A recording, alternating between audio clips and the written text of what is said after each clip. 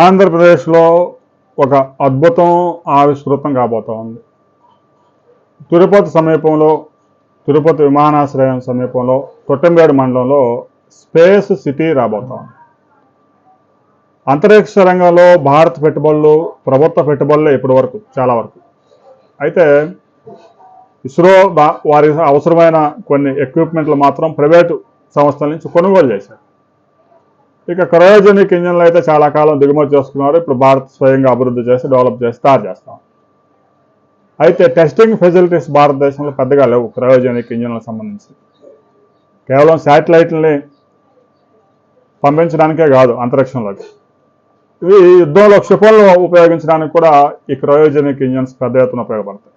Ballistic క్షిపణులు, ముఖ్యంగా ఖండాంతర క్షిపణులు, ఒకేసారి 5,000, 10,000 కిలోమీటర్లు ప్రయాణం చేసే క్షిపణులు, అందులో ఉపయోగించేది కూడా క్రయోజనిక్ ఇంజనే.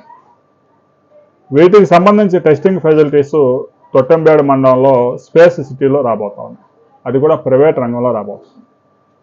దానికి అనుబంధంగా అనేక పరిశ్రమలు రాబోతా ఉన్నాయి. రాబోయే రోజుల్లో ఈ స్పేస్ సిటీలోనే 50,000 మందికి ఉద్యోగ అవకాశాలు లభించే అవకాశం ఉంది. పెద్ద ఎత్తున మౌలిక సదుపాయాల కల్పన జరుగుతూ ఉంది. ఇన్వెస్ట్మెంట్స్ పెట్టడానికి కూడా ప్రైవేట్ ఇన్వెస్ట్మెంట్స్ పెద్ద ఎత్తున వస్తూ ఉన్నాయి. కేంద్ర ప్రభుత్వం కూడా ఆయుధాల తయారీలో, స్పేస్ అంతరిక్ష రంగంలో ప్రైవేటు పెట్టుబడులను ప్రోత్సహిస్తూ ఉంది. ప్రస్తుతం క్రయోజనిక్ ఇంజిన్స్ తయారీతో పాటుగా వాటి సామర్థ్యాన్ని పరీక్షించే ఇన్వెస్ట్మెంట్స్ ప్రైవేట్ రంగంలో కూడా చేయవచ్చు. స్పేస్ అటు అంతరిక్ష రంగంలో చేయవచ్చు. ఆయుధాల తయారీ, అదానీ లాంటి ఇండస్ట్రియలిస్టు తుపాకులు తయారు చేసి భారత సైన్యానికి అందిస్తూ ఉన్నారు. అనేక దేశాలకు ఎగుమతి చేస్తూ ఉంది. భారతదేశం ప్రతి సంవత్సరం 4 లక్షల కోట్ల రూపాయలు విలువైన ఆయుధాలు దిగుమతి చేసుకుంటూ ఉంది.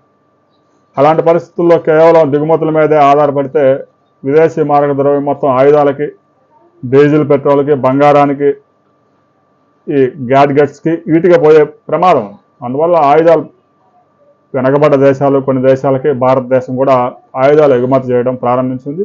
ఏటా 30,000 కోట్ల రూపాయలు మేక్ ఇన్ ఇండియాలో భాగంగా 30,000 కోట్ల రూపాయలు విలువైన తుపాకులు ఎగుమతి చేస్తూ ఉన్నారు. రాబోయే రోజుల్లో క్షిపణులు కూడా కొన్ని దేశాలకి ఎగుమతి చేసే అవకాశం ఉంది.